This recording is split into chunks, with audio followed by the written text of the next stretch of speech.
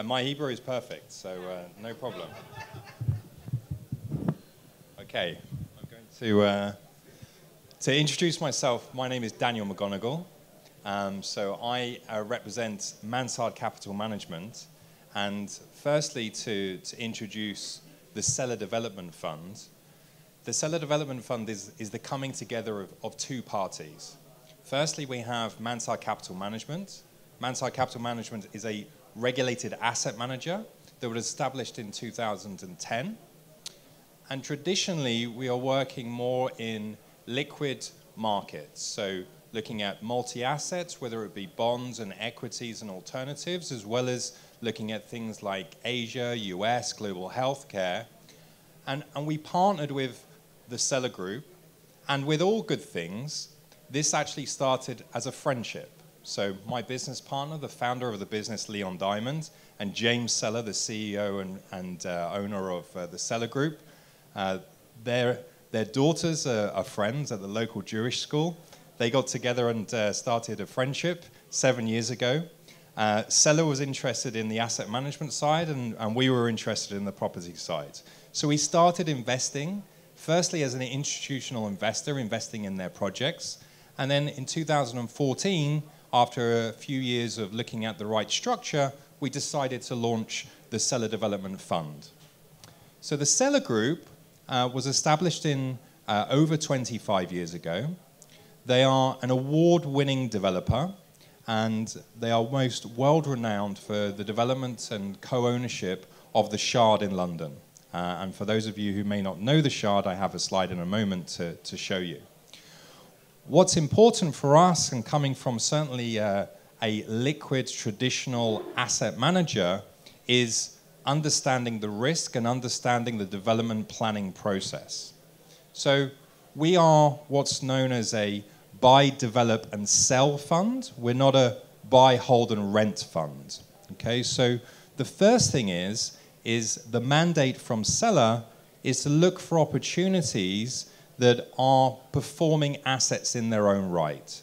So we look for an office that already has tenants, that is primed for development, that they want to manage that process, manage that planning, and the big risk in terms of development is the planning. And because of what they've done at the Shaרד, and to maybe come on to that now, so the Shaרד is Europe's tallest building, or it's the fourth tallest building if you consider Moscow to be part of Europe. So certainly it's the tallest building in Western Europe, whilst we still are in Europe. So because of what they built, they have very, very strong relationships with both local and central government, which obviously helps with the planning process. Equally, when they're looking at their buildings, it typically tends to be around key transportation hubs. So part of the development often actually includes a refit of London Underground or mainline train stations around London. So as well as having a good relationship with the local boroughs and central government, they've also got lobbyists and campaigners on their side, because Transport for London, London Underground, and British Rail, they also want to see us succeed in terms of our plans. And currently, in terms of the pipeline that we have access to, that we bring private investors to come and co-invest alongside sovereign wealth and large institutional investors, is around 3.5 million square foot, which equals a gross development value of around £2.5 billion. So we have more than enough in terms of what we have access to. So I'm going to start with just a little bit of a history lesson on what is considered, I would say, the world's only vertical city, and only true vertical city. So Sellar bought this building in 1998. This was the head office of PwC in London, just on London Bridge. And they had a vision to turn this building into the Shard. Now, obviously, Brexit is a thing that I'm asked, as well as Andrew, and I get meted with the same question. And when I propose this question to Sellar, one of the things they keep on referring to me is an old saying in the market, and that is, time in the market. So Sellar Group, over their 25-year history, has stood the test of time. And I think the Shard is a prime example of something that actually initially went wrong. They purchased this building with a view and a vision to build the Shard. They met Renzo Piano, the world-famous architect, Irvine Sellar over lunch. They drew out the Shard on the back of a napkin, as all these good things are done. But then in 2000, we had the dot-com, so we had the first financial crisis. Okay, so that's an issue. The next thing is that then Prime Minister John Prescott decided that he wanted to launch an inquiry into whether London should have skyscrapers at all. So that was post 9/11. So again, that delayed things for a further 18 months. Then in 2007, we had the global financial crisis. The initial backers of the Shard was Nationwide Building Society and Singer and Friedlander, who now no longer exist. So again, they lost their backers. So they had to, go out and find new funders. And eventually in 2008, piece by piece, they broke this building down and they delivered what, as I say, I consider to be the only vertical city that exists in the world. And I travel around the world. I've lived in places like Hong Kong.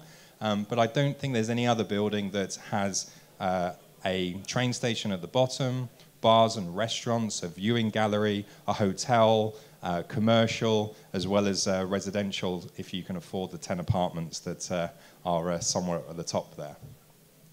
So that's the pedigree of the developer that we have chosen to partner and work with. And we solely invest into Sellar projects. In terms of the macro environment, there's a few fundamentals. So firstly, Sellar are a mixed-use developer. So everything that they do tends to be led and biased to one particular sector. So it will be residential-led or commercial-led, but it will also be commercial, residential, as well as retail. If I look at the supply-demand, firstly on the residential, London population has swelled over the last few decades to now close to 9 million. It's expected to continue to grow to around 11 million by 2030. That pressure on the city has led to a housing shortage of around 50,000 new homes required to be built every year today for the current population. Whether we have a hard Brexit, soft Brexit, whether people come in or not, we need 50,000 new homes. Now the issue is the average delivery is around 16,000 homes a year. In 2017, and I haven't got the figures for 2018 yet, but in 2017, 19,000 homes were delivered in London. However, 62% of them were sold to overseas investors. The same thing that I'm hearing is happening in Tel Aviv. So you're having Chinese investors coming in that are buying a home that they're just going to use for 2 or 3 weeks of the year as a holiday home. Or maybe they're buying for son or daughter to go to university that may even not be born yet. Okay, so we have an issue in terms of a housing shortage. Sadiq Khan, the mayor, his target is 60,000 homes. Again, if we're looking at the commercial side, what's happening in the commercial side is you used to see that business parks in and around the city is where businesses would reside. When I first started working, the thing was to drive your 3 Series BMW and have your mobile phone and run around in meetings all day and chatting to your friends and say, I'm on the phone and I'm going to another meeting. Well, the millennials and businesses today, they don't want that. They want to be in the city. They want to be on a transportation hub. They want to be able to get in and out of the city. They want to be able to get to the airport. They want to live, work, sleep, and socialize all in one place. Equally, the City of London, whilst it's beautiful, businesses, particularly in the TMT, which is the biggest growth sector in the UK, which is tech, media, and telecommunications, so again, not too dissimilar to here in Israel, which takes up 25% of the current office market in London. They don't want an office where it's marble floors and statues and so on that you get in the City of London and the financial district. They want very hip, trendy, co-working, shared working type spaces with a bar and a pool table and all sorts. So the dynamics are changing. You're seeing businesses like Facebook and Google taking up residence in King's Cross, which is next to the Eurostar. So the dynamics of the office is changing. Again, much like here in Israel, we've got an affordability issue. Okay, the affordability is 14.5 times earnings. So the average home in London is around £480,000, and the average earnings are around £30,000. So again, we have affordability. Lastly, we have PRS, the private rented sector, which is the largest growth sector in the UK. I'm running out of time, so I'm going to flick through. What do? We invest on a debt and an equity basis into prime London development projects. So we are providing a loan secured against the underlying asset and generating a yield of around 12% per annum, which we are then sharing with the investors. And we're also taking an equity upside in terms of once the project's complete or got planning permission, we exit, and therefore we generate an additional profit on the underlying project.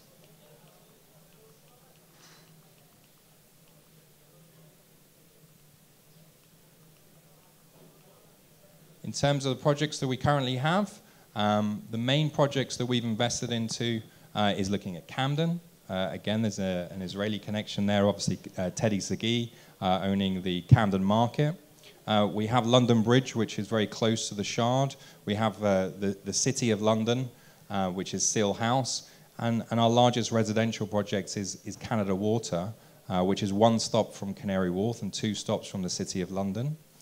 Again, there's an Israeli connection there. There was an Israeli developer through Investec Bank that owned Canada Water, but for 7 years they kept on going back to the government time and time again and just wanted to build prime residential. So the government just said no every single time. Within 1 year, we went back and said, we're going to build a college, we're going to build office, we're going to build real estate, residential, we're going to build 1,100 residential homes, we're going to have a nice new quayside, and we're going to build a brand new train station. And that was then approved, almost instantaneously. So here's just an example of some of the projects that are in planning that have just been submitted. So this is a commercial building that we're building. This is the before and after on Canada Water. This is Camden, which is a very simple project where we use the existing shell of the building.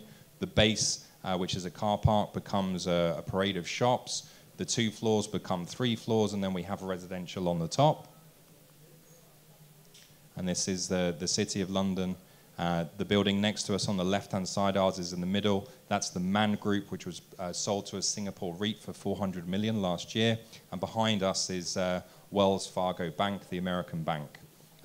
Just quickly, the last thing I'll leave on is the big exodus of financial services that hasn't happened thus far. The predictions post the referendum was that we would lose 170,000 jobs in the city.